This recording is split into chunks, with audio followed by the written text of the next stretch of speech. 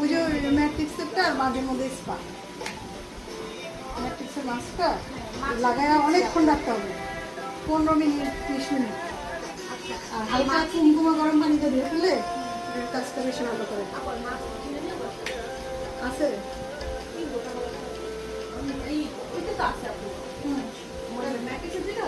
না না